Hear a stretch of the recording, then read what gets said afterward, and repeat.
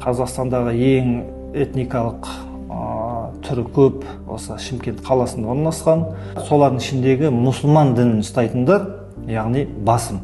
Өзбек ұлтын айтсақ болады, Әзербайжан ұлтын айтсақ болады, түрк ұлтын айтсақ болады деген секілді. Бірақ бұл қалада негізінде діни тұрғыдан тату-тәтті, ауызбіршілік ынтымақта, діни тұрақтылықта. Халықтар өзінің ұлттық тілінде айтатын уағызшылар тыңдағысы келеді. Өзбек ұлтының азаматы болса, Өзбекстанның бір жақсы уағызын тыңдағысы келеді.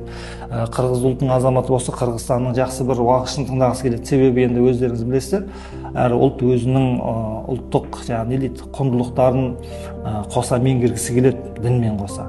Ашыққан адам тамақ болса болды, оны қарамай, дәміне қарамай бірінші жей береді. Кейін той болғаннан кейін не істейді? Мынау дәм мынандай екен, мынау мынандай екен деп ажырата бастайды. Сол секілді рухани аш адамда кез келген уағыздың, яғни оны білім жоқ қой. Бірден соны тыңдап, ары қарап соны өзіне діни қажеттілік ретінде пайдалана бастайды. Ұстазың кім десең, ғаламторда айтады.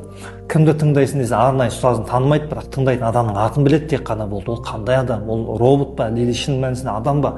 Оған да мән бермейді. Псевдосалафизмнің басты қаупі неде? Ұлт деген ұғымды жоюда. Мысалы айтатын болсақ, қараңыз, Алла Тағала Құранда бізді ұлт-ұлтқа, тайпаға бөліп қойдым деп Алла Тағала өзі айтып тұр. Біз өзіміз бөлінген жоқпыз. Алла бізді бөлді. Себебі неге? Бір-бірлерімен қарым-қатынас жасап, байланыс орнату үшін, танысу үшін деп тұр. Енді әрбір ұлтты білдіретін ұғымы болады да, құндылығы болады. Уағызшылардың көбісі эгоизм дейді ғой, менмін, таза исламды ұстанушы менмін, қалған мынау адасушылар немесе дінге жаңалық қосушылар деп есептейді. Бірінші кезекте.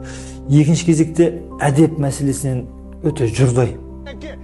Мысалы айтатын болсақ, үлкенмен сәлемдескен кезде екі қолда беруді олар жоқ, пайғамбарымыз бір қолмен амандасқан дейді.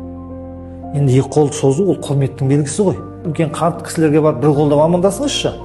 Ей, тоқта, кімнің баласың дейді. Саған әкең тәрбие бермеген бе үлкен адаммен екі қолдап амандас деген. Көптеген жастар, өзбек ұлтының азаматтары осы әлеуметтік желіде өзінің парақшасында сондай тыйым салынған уағыздар сақтаған үшін немесе тарқатқан үшін істі болып бас бостандығынан айырылып жатыр. Өкінішке орай.